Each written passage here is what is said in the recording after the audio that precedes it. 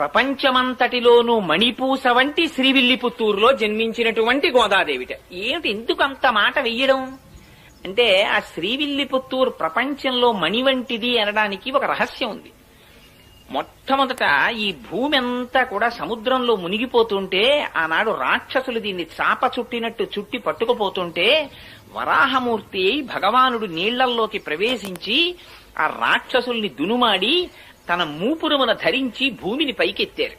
పైకెత్తిన తరువాత భూదేవిని పైకెత్తారు కాబట్టి, భూమిని భరించారు కాబట్టి, భూమి ఆయనకి భార్య, ఆయన భర్త.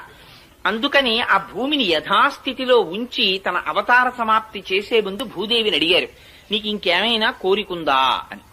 అడిగితే భూదేవి ఆనాడు ఒక కోరిక కోరింది. స్వామి, నువ్వు ఇవాళ ఏ రూపంలో ఉన్నావో అదే రూపంతో నాతో కొంతకాలము పాటు గడపవలసినది అని అడిగింది.